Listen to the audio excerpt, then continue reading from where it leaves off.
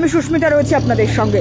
এই মুহূর্তে দাঁড়িয়ে রয়েছি দুর্গাপুরে, যে দুর্গাপুরে আজ প্রধানমন্ত্রী নরেন্দ্র মোদী তিনি আসবেন, তিনি সভা করবেন, তিনি সরকারি প্রকল্পের উদ্বোধন করবেন এবং তার আগে দুর্গাপুর শহর এই মুহূর্তে সেজে উঠেছে বিজেপির দলীয় পতাকা। তার সঙ্গে অবশ্যই প্রধানমন্ত্রী নরেন্দ্র মোদী, বিজেপির সর্বভারতীয় সভাপতি জেপি নাড্ডা, স্বরাষ্ট্রমন্ত্রী অমিত শাহ সহ এ রাজ্য নেতৃত্ব সুকান্ত শুভেন্দু শ্রমিক ভট্টাচার্যের কাটআউট, ফ্ল্যাগ, ব্যানার এবং সমস্ত তোরণে একবার ছবিটা দেখাবো। এবং প্রধানমন্ত্রী নরেন্দ্র মোদী আসার জন্য যে ধরনের সাজো সাজো রব দুর্গাপুর শহর জুড়ে শুধুমাত্র বিজেপি কর্মীদের উচ্ছ্বাস নয়, তার সঙ্গে অবশ্যই প্রশাসনিক যে ব্যবস্থা অর্থাৎ পুলিশ নিরাপত্তা, সেই নিরাপত্তাও আঁটোসাঁটো করা হয়েছে এবং গোটা দুর্গাপুর শহরের অবস্থাটা, চিত্রটা ঠিক খানিকটা এইরকম। প্রত্যেকটি মোড়ে মোড়ে বড় বড় প্রধানমন্ত্রীর কাটআউট এবং তার সঙ্গে অবশ্যই বিজেপির দলীয় পতাকা। এবং প্রধানমন্ত্রী আজ বেলা 2:35 নাগাদ নামবেন অন্ডাল বিমানবন্দরে, তারপর 3টে নাগাদ পৌঁছবেন দুর্গাপুর নেহেরু স্টেডিয়ামে, যেখানে তার দুটি কর্মসূচি রয়েছে। প্রথম 5,400 কোটি টাকার সরকারি প্রকল্পের উদ্বোধন করবেন প্রধানমন্ত্রী নরেন্দ্র মোদী। তার মধ্যে অবশ্যই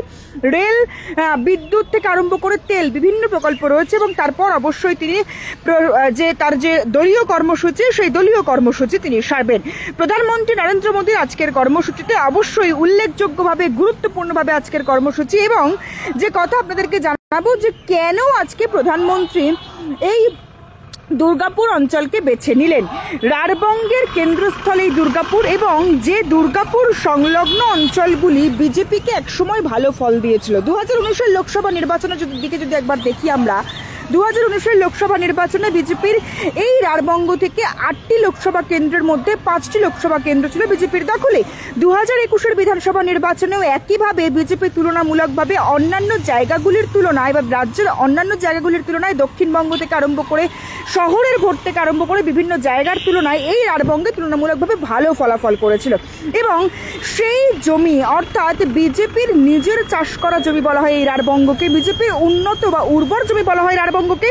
সেই রাঢ়বঙ্গের ভোট কিছুটা হাতছাড়া হয়েছে গত বিধানসভা নির্বাচনে। গত বিধানসভা নির্বাচনের নিরিখে বিজেপির যে ভোট ফলাফল অর্থাৎ লোকসভা কেন্দ্রের নিরিখে যদি দেখা যায়, গত লোকসভা ভোটে 2024-এর লোকসভা ভোটে বিজেপির এই রাঢ়বঙ্গে 8টি কেন্দ্রের মধ্যে মাত্র 2টি কেন্দ্র এসেছে জয়ী সিট হিসেবে, জয়ী আসন হিসেবে তাদের নিজেদের ঝুলিতে। সুতরাং বিজেপি রাঢ়বঙ্গে আবারও তার পুরনো জমি ফিরে পেতে চাইছে এই মুহূর্তে। যে পুরনো জমি পুনরুদ্ধার করতে গত লোকসভা নির্বাচনে বেশ কিছুটা সফল হয়েছে রাজ্যের শাসক দল।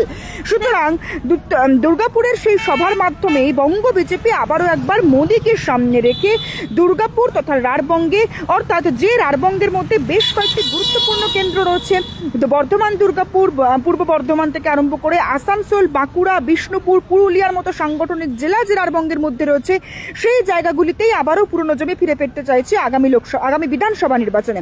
26-এর বিধানসভা নির্বাচনের দামামা ইতিমধ্যেই বাজিয়ে দিয়েছে বঙ্গ বিজেপি এবং সেই দামামাজে আরো একবার তারা মাঠে ময়দানে নেমেই লড়তে চাইছেন, সেটি স্পষ্ট করতে চাইছে বঙ্গ বিজেপি। এবং সেটাই কারণেই গত 1.5 মাস আগে নিউ আলিপুরদুয়ারে প্রধানমন্ত্রীর জনসভা শুরু হয়েছে উত্তরবঙ্গ দিয়ে এবং সেটি রাঢ়বঙ্গে এসে পৌঁছালো আজ। এবং 18ই জুলাই আজ যে প্রেক্ষাপটে দাঁড়িয়ে প্রধানমন্ত্রী এই সভা হচ্ছে, দুর্গাপুরের মতো অত্যন্ত গুরুত্বপূর্ণ জায়গা শিল্প তালুক দুর্গাপুর, যে শিল্প তালুকে দাঁড়িয়ে প্রধানমন্ত্রী সভা করবেন এবং সেই দুর্গাপুরে দাঁড়িয়ে সভার আগের দিনই অর্থাৎ গতকাল রাতেই প্রধানমন্ত্রীর গুরুত্বপূর্ণ ইঙ্গিতপূর্ণ পোস্ট, যে পোস্টে তিনি বলছেন সাধারণ মানুষ, বাংলার মানুষ বিজেপিকে ভরসা করে রয়েছে, অপশাসন এবং দুর্নীতি থেকে মুক্তি পেতে একমাত্র বিজেপি সম্বল।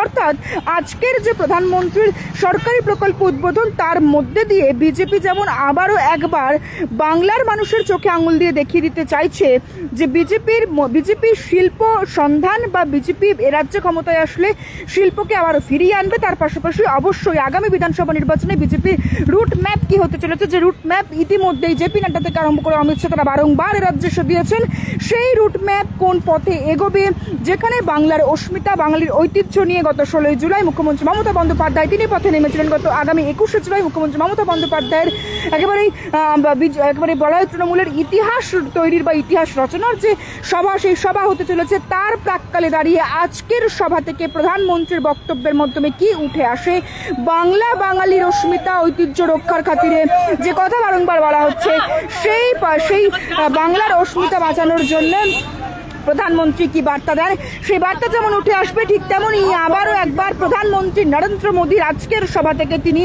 আগামী বিধানসভা নির্বাচনে বিজেপির পরিকল্পনা এবং সেই পরিকল্পনা বাস্তবায়নের জন্য প্রধানমন্ত্রী কি কি টিপস দেন, কি কি ভোকাল টনিক দেন তার সমস্ত কর্মকর্তাদের জন্য, সেই বিষয়টি যেমন এই মুহূর্তে দেখার, ঠিক তেমনই আগামী বিধানসভা নির্বাচনের আগে বিজেপির এই রাঢ়বঙ্গের কেন্দ্রস্থল দুর্গাপুর অত্যন্ত গুরুত্বপূর্ণ এবং তাকে পাখির চোখ করেই বিজেপি এ রাজ্যে ক্ষমতায় আসার যে পরিকল্পনা, সেই পরিকল্পনা বাস্তবায়ন করতে চাইছে মোদীকে সামনে রেখে। সেটি আবার একবার স্পষ্ট দুর্গাপুরে আজকের জনসভা থেকে।